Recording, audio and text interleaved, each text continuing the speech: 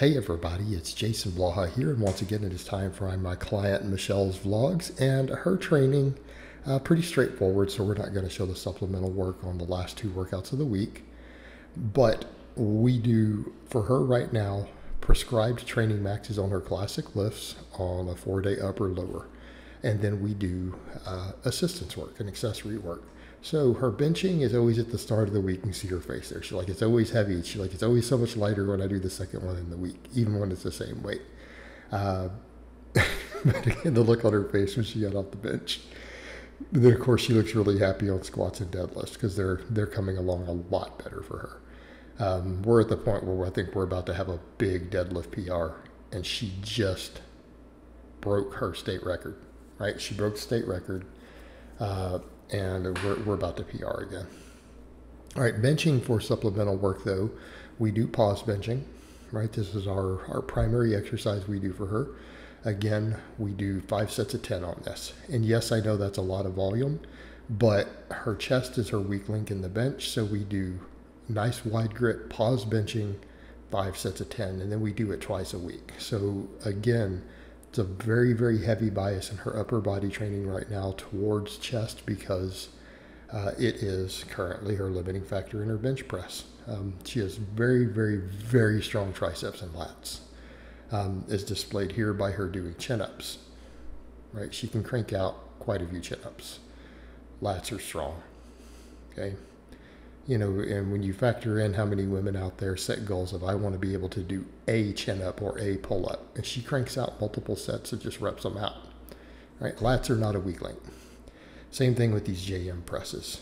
You know, we're up to using weight that a lot of men use on this exercise at this point, and she does them strict with a full range of motion.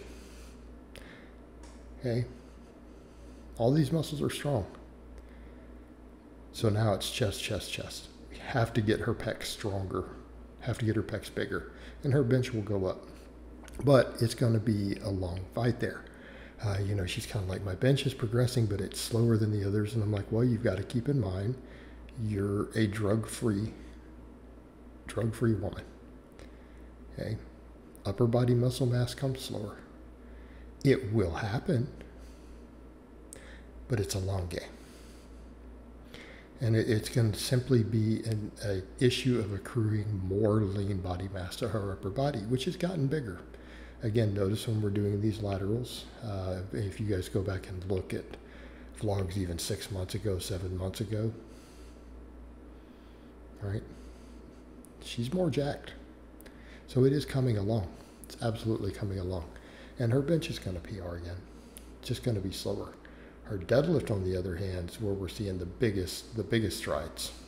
Squats have done really well, but her deadlift has definitely gone up a couple of tiers. All right, squatting, again, she's just kind of like, it's getting to be a joke with this 265. So I'm going to need to increase her squat and deadlift training maxes next week, you know, just to keep her happy. Because look at that. It's like,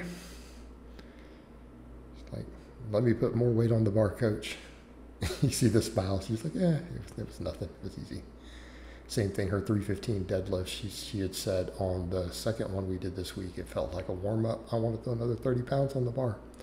So we probably need to bump it up. All right, it's actually getting too easy for her. Nice, easy pulls. She locks them, smiles at the top. Because, you know, that was a goal for us for months. It was a goal for her to reach that number, right? That magical 3 plate per side deadlift. Like, she was putting a lot of pressure on herself to get to that lift. It was really a big deal to her.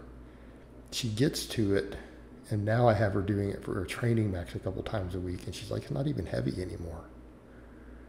You know, and a few months ago, she was like setting that as this major, major goal, and you know, that she was really pressuring herself to reach and was worried about reaching.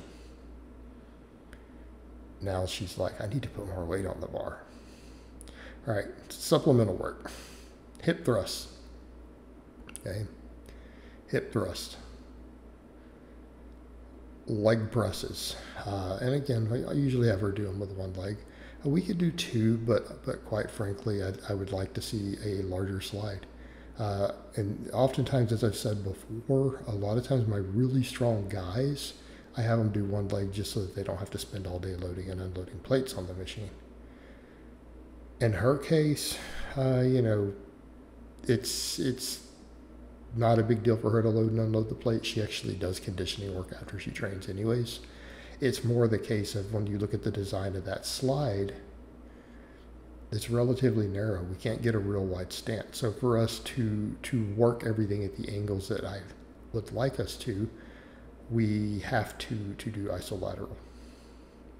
So it's largely an equipment limitation there, because I've seen some really big leg press slides where you can get a nice wide stance. I used to train on one all the time, and I used to put a ton of weight on it when I was much, much, much younger. And anytime I've mentioned the amount of weight I used to put on it, people will accuse me of lying, so I'm not even going to say. I'm just going to leave it alone and say it was a lot. But it allowed you to go really wide. So the ability to build adductors and glutes and everything on it was very, very good. Okay, so we do that. We do glute ham raises and reverse hyperextensions, exercises which I am a fan of. These will build your deadlift.